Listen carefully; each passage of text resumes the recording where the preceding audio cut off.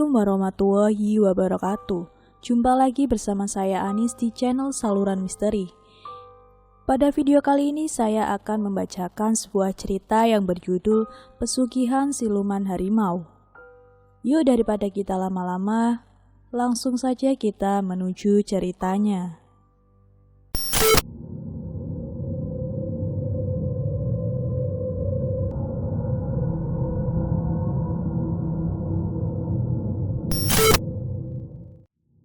Saya ingin menceritakan kisah pengalaman putri yang tinggal dengan budenya di salah satu kota di Yogyakarta.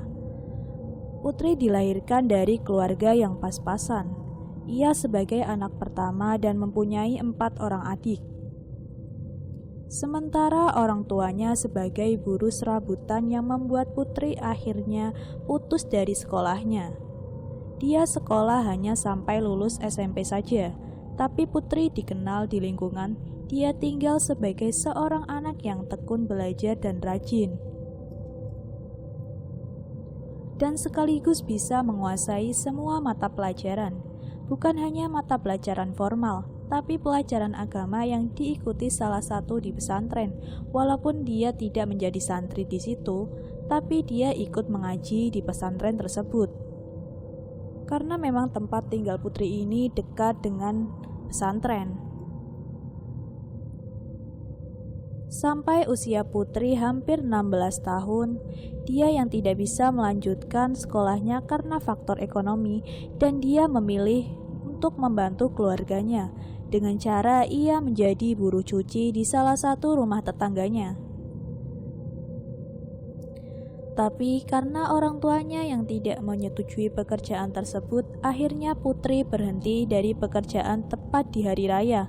Dan kata orang tuanya, budenya ini akan berkunjung ke rumahnya.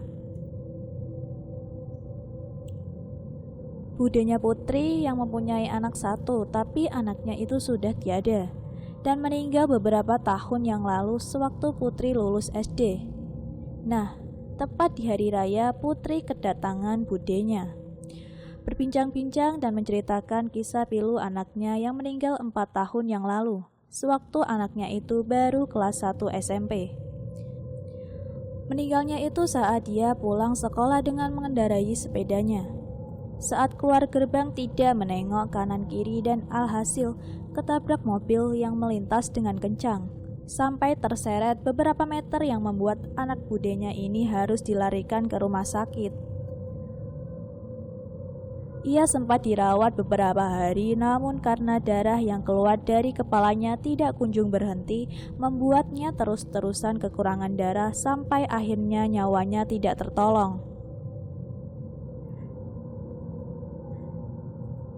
Tapi di balik silaturahminya ini, budenya mendengar Putri yang putus sekolah sudah hampir 1 tahun tidak melanjutkan ke jenjang selanjutnya. Budenya ini mengajak Putri untuk pergi ke Jogja agar diasuh olehnya dan bisa melanjutkan sekolah menengah atas.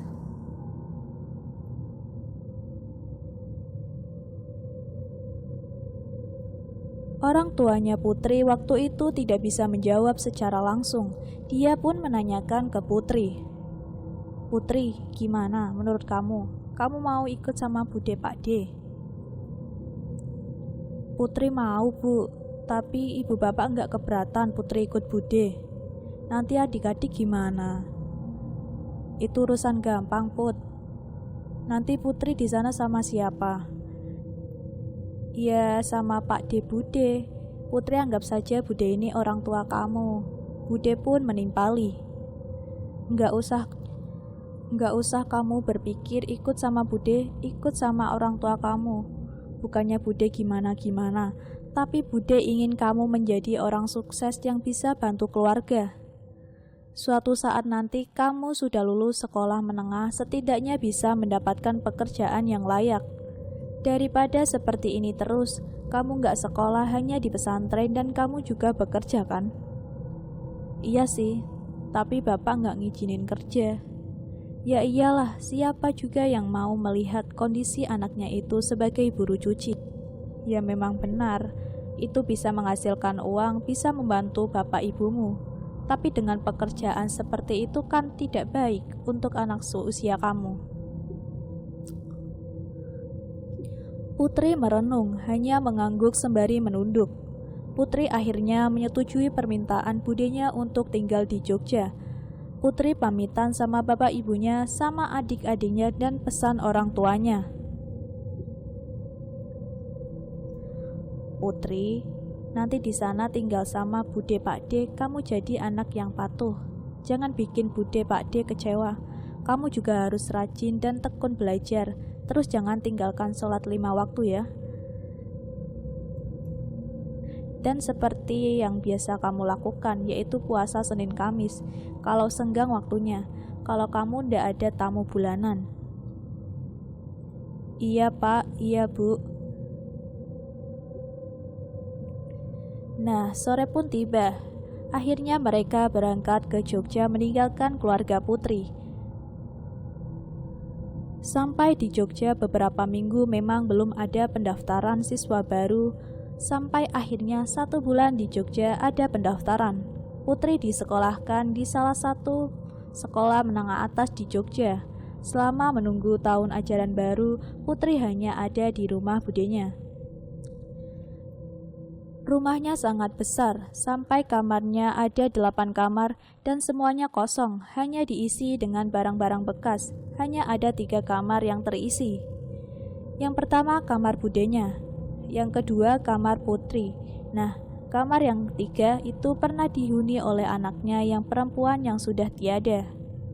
Namun ada 1 kamar yang tidak terpakai, kata budenya. Di dalam kamar itu tidak ada apa-apa. Cuma kamar itu memang jarang dibuka ya. Kalau kamu mau bersih-bersih ya biarin aja. Kamar itu tidak usah dibersihkan, biarkan tidak terpakai. Dan kamu juga jangan masuk ke situ ya. Jadi selama 2 bulan di rumahnya Bude dan Pakdenya sudah menganggap Putri seperti anaknya sendiri. Putri pun sering diajak budenya ke tempat-tempat wisata. Diajak ke mall yang seumur-umur itu baru pertama kali Putri pergi ke tempat-tempat hiburan. Baru pertama kalinya Putri menikmati masa-masa liburan sebelum dia sekolah. Sampai singkat ceritanya Putri yang melanjutkan ke jenjang menengah atas tetap seperti biasanya dengan belajarnya, dengan ibadahnya. Putri yang sudah 1 tahun tinggal bersama budenya, tepatnya hari ini adalah Hari Raya Idul Fitri. Tepat di mana Putri sudah 1 tahun tinggal bersama dengan budenya. Putri mengingat kebersamaan dengan keluarganya saat Hari Raya. Dia ingat betul bagaimana keluarga yang terdiri dari 4 adiknya, keluarga orang tuanya. Namun untuk sekarang, malam hari raya, Putri hanya bisa menangis menahan rindu. Putri yang sedang menangis di dalam kamar dihampiri oleh budenya. Kamu kenapa, Put? Putri kangen sama adik dan bapak ibu di kampung, Bude. Iya, beberapa hari nanti ya, Put, kita ke sana. Ini kan baru hari raya. Malam ini aja Pak D sama Bude banyak tamu. Nanti kalau sudah senggang ya, Put, pulang sama Bude sama Pak D. Putri pun mengangguk. Beberapa hari setelahnya, mungkin 4 hari setelah hari raya, Putri serta Pak D, budenya berangkat ke kampung ke tempat tinggal orang tuanya Putri. Putri yang begitu kangen sama orang tuanya, sama adik-adiknya, sampai di sana peluk sampai menangis. Putri yang kangen dicampur dengan kesedihan orang tuanya, memeluknya dengan tangisan. Kamu baik-baik aja kan, Nak? Iya, Bu, Putri baik-baik saja. Putri yang 1 tahun tinggal dengan budenya membuat kondisi fisiknya berubah. Secara fisik yang tadinya agak kurusan semenjak tinggal sama budenya, semuanya serba tercukupi, membuat Putri agak gemukan dengan keadaan yang lebih segar. Orang tuanya senang sekali melihat kondisi Putri yang sehat dan lebih segar serta lebih cantik. Singkat ceritanya, Putri berangkat lagi ikut sama budenya untuk melanjutkan sekolah. Di tahun kedua inilah Putri baru tahu apa yang sebenarnya dilakukan Bude dan Pak D-nya. Putri yang secara tidak sengaja melihat keduanya itu kok sering di rumah. Setiap Putri pulang sekolah, pasti dia ada di rumah, sorenya pun ada di rumah. Selama 2 bulan Putri memperhatikan Pak D dan Budenya. Satu waktu Putri memberanikan diri untuk bertanya kepada Budenya tentang pekerjaan suaminya. Putri ini muncul saat keduanya itu sedang makan malam. Bude sama Pak D itu kerjanya apa ya? Putri lihat tiap hari kok di rumah. Pak D kerjanya itu di depan komputer. Jadi tiap hari itu cuma di rumah, Put. Pak D itu pemilik saham dari pabrik. Maksudnya pemilik saham itu apa? Pemilik saham itu yang sebagian besarnya pabrik itu milik Pak D, karena Pak D banyak mengeluarkan uang untuk pabrik itu. Oh, begitu ya. Emang ada berapa pabrik? Hanya ada 4 pabrik, Put. Wah, pantesan aja Pak D katanya mau bikin kolam renang. Ya doakan saja, Put. Semoga rezekinya lancar. Nanti bisa buatin kolam renang buat kamu. Putri pun sama sekali tidak curiga kalau Pak D dan Budenya ini ternyata pelaku pesugihan. Namun seiring berjalannya waktu, Putri ragu kalau Pak D dan Budenya hanya bekerja di rumah. Beberapa warga ada yang bilang kalau Pak D dan Budenya ini pelaku pesugihan. Putri yang selama 2 tahun dia tinggal dengan Budenya ini tidak ada keanehan yang muncul, walaupun beberapa kali dia melihat ada yang aneh. Tapi menurut Putri itu hal yang biasa, karena ia sebagai orang yang mempunyai adat dan budaya ketika malam tertentu, apalagi malam Jumat Kliwon, memberikan sesaji itu hal biasa. Walaupun secara perilaku sehari-hari itu tidak baik, tapi ya sebagai orang yang beragama, menghormati adat orang-orang dulu yang suka memberi sesaji, suka mendoakan orang-orang yang sudah meninggal itu sudah hal biasa. Nah, Putri pernah melihat Pak D dan Budenya ini masuk ke dalam kamar yang memang Putri tidak diizinkan masuk. Awalnya Putri hanya menganggap itu hal biasa. Terserah Pak D dan Budenya mau berbuat apa di kamar tersebut. Namun saat Putri sudah naik ke kelas 3, dia sempat pulang lagi ke kampung halamannya untuk bertemu orang tua dan juga adik-adiknya. Adiknya yang merasa iri karena melihat Putri yang sangat senang, tapi Putri tidak melupakan bagaimana keluarganya. Budenya yang setiap kali datang tanpa sepengetahuan Putri selalu memberikan uang ke orang tuanya untuk kebutuhan adik-adiknya Putri, yang memang secara kehidupan itu jauh lebih baik setelah Putri ikut dengan Budenya. Setengah tahun sebelum lulus, Putri benar-benar mengalami hal yang tidak diduga sama sekali. Salah satunya saat semester akhir, Putri yang tidak diizinkan masuk ke salah satu kamar. Dari kamar itu Putri mendengar seperti auman hewan buas yang jelas didengar di kamar itu. Namun Putri yang mengingat kalau di rumah Budenya ini sama sekali tidak ada hewan buas. Tapi kenapa dengan jelas suara itu didengar oleh Putri? Putri pun merasa takut karena kamar tersebut ada di sebelah kamar yang digunakan Putri untuk istirahat. Saat itu Putri sedang rebahan di kamar. Putri semakin mendengar seperti ada hewan buas yang sedang mengaum, sampai Putri tidak bisa tidur.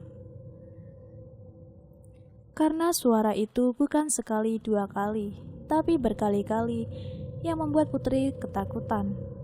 Putri yang ingin keluar memanggil Pak D dan Budenya, tapi takut mengganggu waktu istirahatnya. Yang semakin larut, semakin jelas suaranya. Namun Putri pada malam itu daripada ketakutan, dia pun beranjak dari tempat tidur untuk mengambil wudhu dan melakukan sholat malam. Saat melaksanakan sholat, suara itu berhenti. Tapi setiap kali Putri kembali rebahan, lagi dan lagi suara itu terdengar dengan jelas. Setelah beberapa hari Putri mendengar suara itu, ia pun membatin. Apa ini halusinasi saja ya?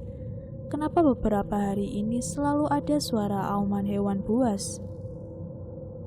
Nah, minggu kedua suara auman yang benar-benar nyata didengar oleh Putri. Tidak menampakkan diri, namun suara itu jelas terdengar membuat Putri terkejut dan terbangun dari tidurnya. Dia langsung bergegas ke kamar mandi mengambil air wudhu dan melakukan sholat. Itu kebiasaan Putri setiap hari, setiap malam kalau tidak ada tamu bulanan. Setiap harinya Putri tidak pernah melewatkan yang namanya sholat malam.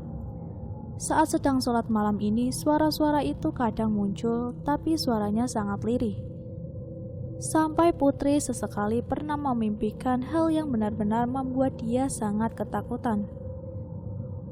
Putri memimpikan sosok hewan buas seperti sosok harimau yang seakan-akan siap menerkamnya. Sudah hampir 2 bulan dia mengalami kejadian-kejadian aneh. Di bulan ketiganya, saat Putri itu lewat di depan kamar sebelah, Putri melihat bayangan seperti harimau yang ada di mimpinya. Sosok itu masuk ke kamar yang sering dikunjungi oleh Bude dan Pak D-nya. Siapa sih? Kok jam 1 malam lewat depan kamar, terus masuk ke kamar? Batin Putri.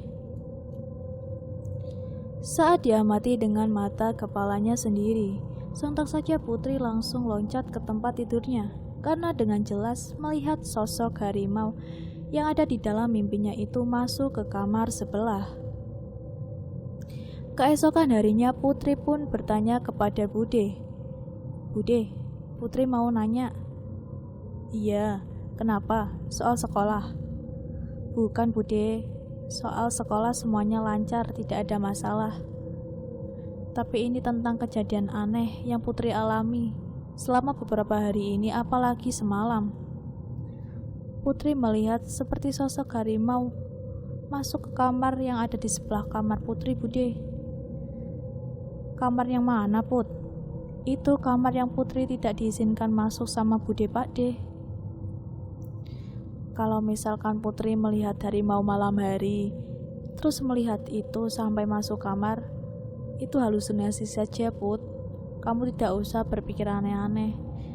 Mana mungkin Bude pelihara harimau kayak gitu kan? Iya, Bude, Putri tahu. Tidak mungkin juga Bude pelihara harimau di rumah. Dan juga harimau itu seperti yang ada di mimpi Putri. Sudah, nggak usah dipikirin. Kamu serahkan saja sama Bude. Setelah itu, Putri berangkat sekolah diantar oleh supir pribadinya. Putri di dalam mobil menanyakan ke sopirnya. Pak sopir, mau nanya boleh? Oh iya Mbak Putri, boleh. Silakan, mau nanya apa? Kata Pak sopir. Ini Pak, tadi malam Putri kok melihat harimau yang ada di mimpinya Putri. Harimau itu masuk ke dalam kamar. Gini Mbak, tapi rahasia ya. Saya bekerja sama Bude kamu itu sudah hampir 4 tahun lamanya. Perlu kamu tahu, sebelum Bude kamu punya pabrik dulu, dia itu orang susah. Dulu dia sering dihina orang-orang di kampung. Nah, ini yang perlu kamu tahu, Put. Harimau itu sosok pesugihan Bude dan Pak Demu, Put. Hah, ya benar saja. Masa Pak De sama Bude punya pesugihan? Dulu sering sekali diejek tetangga, tapi semenjak orang tuanya meninggal, kehidupannya berubah cepat sekali. Nenek kakekmu itu dijadikan tumbal pesugihan, Put. Dulu mungkin kamu masih kecil, atau mungkin kamu belum lahir. Dan semenjak saat itu, usaha yang dimiliki Pak D dan Budemu memang luar biasa. Nah, setelah kejadian itu, karyawan-karyawan pabrik setiap tahun pasti ada yang meninggal. Itu juga sebagai tumbal pesugihan. Sudah banyak memakan tumbal, Put. Apalagi pesugihan itu sudah hampir 5 tahun dilakukan oleh Bude dan Pak Demo. Memang banyak rumor Bude kamu melakukan pesugihan, dan itu bukan omong kosong. Maaf ya, bukannya Pak sopir ini mau ngomong tentang pesugihannya, pasti kamu belum tahu banyak. Tapi logikanya modal dari mana orang yang dulunya susah, kok langsung tiba-tiba sukses, dan belum ada 1 tahun sudah langsung punya pabrik. Orang tuamu yang sedari dulu bekerja keras juga belum bisa buat pabrik, rumah juga masih sederhana. Nah, ini Bude sama Pak Demo yang baru 5 tahun sudah punya 4 pabrik. Dapat modal dari mana coba? Pak sopir kok tahu bapak sama ibu saya? Ya karena saya telah ikut Bude kamu, itu dari kamu masih bayi, jadi saya tahu betul siapa kamu. Makanya Pak sopir sayang sama kamu. Saya pun khawatir kalau kamu tinggal di rumah budemu ini. Apalagi kamu sering melihat kayak gitu, mendingan kamu cepat-cepat tinggalkan rumah budemu ini, Put. Kalau kamu terus-terusan di situ bahaya, karena sudah banyak korban yang meninggal yang dijadikan tumbal. Banyak cerita dari orang yang bekerja di pabrik milik budemu, Put. Kalau orang yang selalu melihat harimau, dipastikan tidak berselang lama orang itu akan meninggal. Pak sopir khawatir sama kamu, Put. Sebaiknya kamu berhati-hati. Cerita dan nasihat dari Pak sopir di dalam mobil sampai jalan menuju sekolah Putri. Terima kasih ya udah nganterin Putri. Makasih juga untuk nasihatnya ya, Pak. Iya, hati-hati ya nak Putri. Siang harinya Putri dijemput lagi oleh Pak supir. Putri disuruh Pak supir untuk menjaga rahasia tersebut. Kamu jangan ngomong sama siapa-siapa obrolan tadi ya nak. Iya, tenang aja Pak. Sampai akhirnya 1 bulan sebelum Putri lulus, kejadian-kejadian aneh semakin sering dialami Putri. Putri mungkin waktu itu akan dijadikan tumbal, karena hampir setiap malam Putri benar-benar melihat sosok harimau masuk kamar sebelah. Entah itu halusinasi atau tidak, tapi sosok itu benar-benar di hadapan Putri saat hendak melakukan sholat malam. Putri yang sedang sholat dengan khusyuknya, namun dengan ketakutan, khawatir, cemas dan semua campur menjadi satu. Sampai beberapa hari Putri mengalami kejadian itu benar-benar membuat Putri merasa tidak betah tinggal bersama budenya. Karena satu alasan, sosok harimau yang sering menghantuinya setiap malam, yang sering menjenguknya setiap malam itu membuat Putri gelisah dan juga takut. Hampir setiap malam Putri pasti menangis di balik selimutnya. Putri, rasa takutmu yang berlebihan yang membuat kamu itu merasa tidak nyaman. Di rumah ini tidak ada apa-apa. Kamu lihat kayak gitu ndak usah mikir yang aneh-aneh. Udah, kamu tidur aja, ntar juga hilang sendiri. Tapi itu bukan hanya halusinasi saja, Bude. Itu nyata di hadapan Putri. Saat Putri sedang sholat, pasti sosok itu ada di hadapan Putri. Udahlah, nggak usah dipikirin, sana kamu tidur lagi. Setelah itu memang tidak ada apa-apa. Sama sekali tidak ada kejadian seperti seminggu sebelumnya. Namun 1 minggu setelah kejadian itu, sosok harimau itu datang lagi, seakan-akan berusaha mendekati Putri. Sosok itu muncul dengan mengangkat tubuhnya, dengan mengangkat kakinya, seakan-akan sosok siluman harimau itu ingin menjangkau tubuh Putri. Yang dialami Putri selama seminggu itu, ada beberapa mimpi yang dimana harimau itu ingin menerkam Putri dalam tidurnya. Walaupun itu mimpi, tapi wujud harimau itu nyata di depannya. Putri hanya bisa pasrah berdoa, berzikir meminta perlindungan dari Sang Pencipta.